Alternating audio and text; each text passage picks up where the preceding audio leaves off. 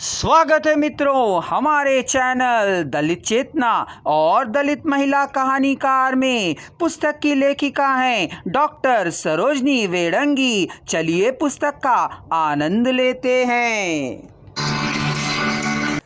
रजनी तिलक उन गिने चुने लोगों में थी जो बिना किसी अहम के ऐसे किसी भी प्लेटफॉर्म पर जाने के लिए तैयार रहती थी जहां जनता के प्रश्नों पर लोग लड़ रहे थे।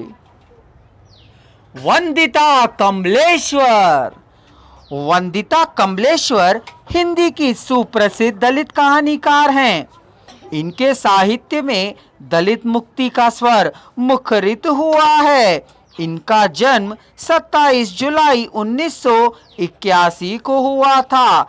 इनके पिता डॉक्टर कमलेश कुमार कुसुम एक प्रतिष्ठित दलित साहित्यकार एवं सामाजिक कार्यकर्ता थे। पिता ही इनके साहित्यिक जीवन के प्रेरणा स्रोत थे।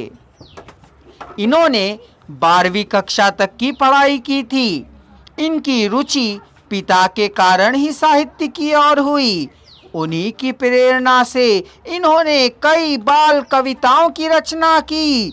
इन्होंने कई कहानियां भी लिखी। कई प्रसिद्ध पत्र पत्रिकाओं में इनकी रचनाएं छपी। डॉक्टर अंबेडकर एवं बौद्ध साहित्य में इनकी अपार रुचि थी। अपने साहित्य का मुख्य विषय इन्होंने इसे ही चुना। इनकी रुचि स्वस्थ साहित्य के अध्ययन और मनन से अधिक थी। हिंदी साहित्य के सामाजिक, आर्थिक, राजनीतिक और धार्मिक समस्याओं को विषय वस्तु बनाया गया है। इनकी कहानियों में सजीवता, सत्यता, सामान्य जनता का दयनीय जीवन पाठकों के दिल को छू जाता है। चौका, बर्तन और टोकरा इनकी जानी पहचानी कहानियां हैं। इनमें दलित जीवन के यथार्थ को उकेरा गया है। चौका बर्तन में दलितों की मानसिक वेदना, समाज में उनके प्रति दिखाए गए उपेक्षा को सजीवता के साथ चित्रित किया गया है।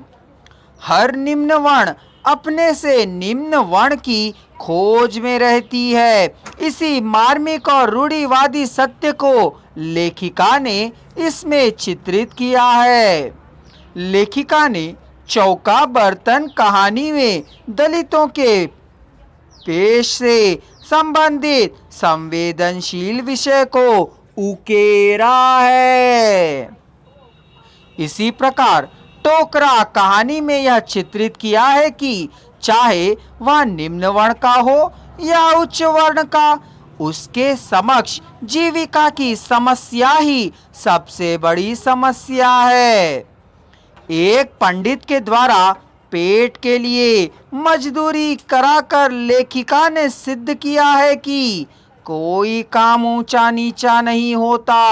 हर इंसान मेहनत कर सकता है। यहाँ पंडित के द्वारा जमादारीन का टोकरा इस्तेमाल कर पंडित बड़ी सहजता से कहता है कि जमादारीन का टोकरा हुआ तो क्या है, जरा सी मिट्टी ठोकर रख देने, इसमें गलत क्या है। यही छोटा सा दीवन दर्शन है मानव का।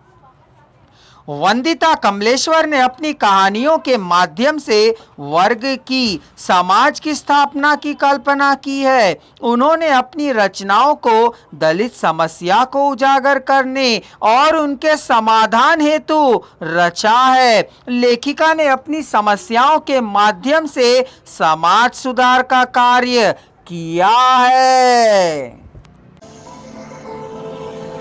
अगर आप संपूर्ण वॉइस को एक ही साथ सुनना चाहते हैं तो डिस्क्रिप्शन बॉक्स में दिए जा रहे लिंक को क्लिक कर लीजिए।